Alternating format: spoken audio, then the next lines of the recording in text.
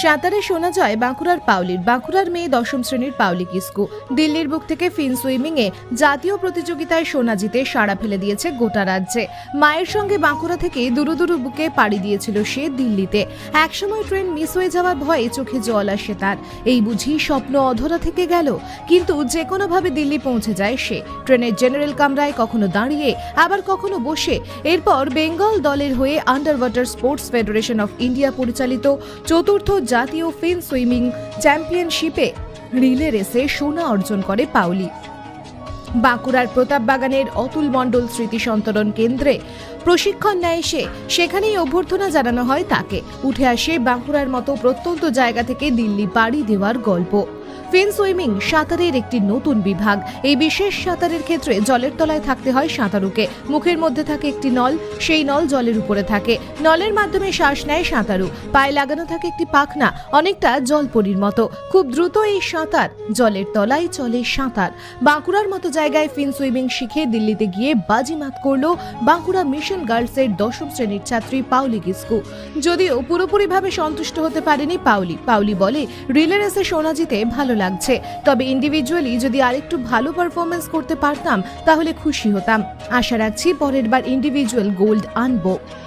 প্রশিক্ষক থেকে শুরু করে পাউলির শুভাকাঙ্ক্ষীরা এবং কচি কাঁচা উঠতি সাঁতারুরা সকলে মিলে অভ্যর্থনা জানায় পাউলিকে।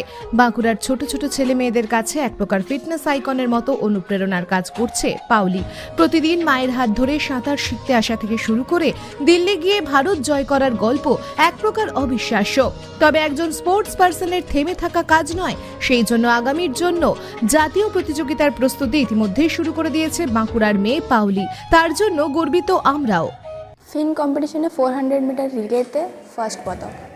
বাঁকুড়া থেকে দিল্লি যাওয়ার যে জার্নিটা ছিল, কোনো কি বাধা এসেছিল? হ্যাঁ এসেছিল, ট্রেন মিস করা থেকে এরপর হেঁটে হেঁটে যাওয়া থেকে অনেকগুলোই দেরি করে পৌঁছানো, অনেকগুলোই। ট্রেনটা কীভাবে মিস করেছিল? ট্রেনটা মিস হয়েছিল, প্রথমে আমরা ভেবেছিলাম যে রাজধানী ট্রেনে যাচ্ছি, তারপর আমাদেরকে টিকিট দেওয়া হয়েছিল অন্য ট্রেনের। আমরা সেটা, ওটার নাম্বার যেহেতু আলাদা, তো আমরা ভাবলাম যে ট্রেনটা, তারপর আমরা জিজ্ঞাসা করলাম যে ট্রেন কি চলে গেছে, তখন বলছে হ্যাঁ চলে গেছে। দীপা আমি কানতে বসে গেছিলাম যে গেল। তারপর বলছে যে ট্রেনটা এখনও মিস হয়নি, এখনও তো দিল্লি ট্রেন আসেইনি, তো তোমরা মিস কী করে করবে। দিয়ে পর আমরা ট্রেনে দাঁড়িয়ে দাঁড়িয়ে জেনারেল ক্যাটাগরিটাতে গেলাম অ্যাডজাস্ট করে, ব্যাস এটাই ছিল। ওখানে গিয়ে কি কম্পিটিশন ছিল? রিলে ছিল, আরও ইন্ডিভিজুয়াল ছিল, কিন্তু ওটাতে আমার হয়নি। আই হোপ নেক্সট ইয়ার যেন হয়। কতটা স্যাটিসফাইড? রিলেতে আমি আমার বেস্ট দিয়েছিলাম, কিন্তু বাকিগুলোতেও বেস্ট দেওয়ার চেষ্টা করেছিলাম, কিন্তু আমার হয়নি। আমি এখনও পর্যন্ত স্যাটিসফাইড নই আমার পারফরমেন্স নিয়ে। আর পরের বছর চেষ্টা করব। এখানে কোথায় প্র্যাকটিস করো? এখানেই প্র্যাকটিস করি, অতুল মণ্ডল স্মৃতি সন্তরণে। কোন স্কুলের ছাত্রী, কোন ক্লাস? Mission girls, class 10। এটা কী ধরনের প্রতিযোগিতা ছিল, মানে এটা বিশেষ কী ধরনের প্রতিযোগিতা ছিল? বিশেষ ফিন সুইমিং বলতে মুখে একটা স্নরকেল থাকে পাইপের মতো, যেটা মাথাটা সবসময় নিচেই থাকে, ওটা মাথাটা উঠালে ডিসকোয়ালিফাইড হয়ে যায়, আর ওই পাইপটা থেকে হাওয়া আসা যাওয়া করে, আর পায়ে মাছের মতো ফিন্স থাকে। সুইমিং একটা সাঁতারের একটা নতুন অধ্যায় বলতে পারেন। এখানে যেরকম পাউলি বলল যে একটা স্নরকেল থাকে যেটা দিয়ে শ্বাস নেওয়া ছাড়া করতে হয়, এবং তার সঙ্গে দুটো ফিন্স পায়ে পড়তে হয়। এটা দুরকমভাবে হয়, ওটাকে যে দুটো পায়ে দুটো ফিন্স পরা এটাকে বাইফিন্স বলে। আবার একটা হয় মনোফিন, আমরা দেখেছি যে যেমন তিমি মাছের ল্যাজটা যেমন দেখতে হয় ঠিক সেরকম একটা জিনিসের মতো, মানে ওই রকমই দেখতে, সেটাও পায়ে পড়ে ওইভাবে, সেটাকে মনোফিন বলে। সেইভাবে এটা করতে হয়। হ্যাঁ, এবং এই সাঁতারটা এমনি আমরা যে সাঁতার দেখি আর কি, তার থেকে এটা অনেক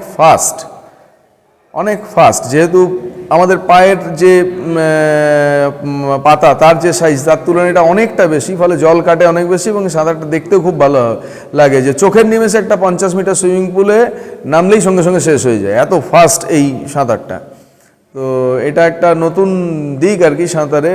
ইতিমধ্যে এই পাউলি যে কম্পিটিশনে গোল্ড মেডেল পেলো রিলে গ্রুপে, এটা 4th ন্যাশনাল। হ্যাঁ, মানে বিগত 4 বছর ধরে এটা মানে চলছে আর কি ইন্ডিয়াতে, ভারতবর্ষে। তো এটা আমাদের কাছে খুব গর্বের যে এরকম একটা প্রত্যন্ত জেলাতে ও সাঁতার এইটাকে শিখেছে এবং জেলা স্তর রাজ্য স্তর পেরিয়েও একদম জাতীয় স্তরে একটা স্বর্ণপদক পেল। এটা আমাদের কাছে ভীষণ গর্বের।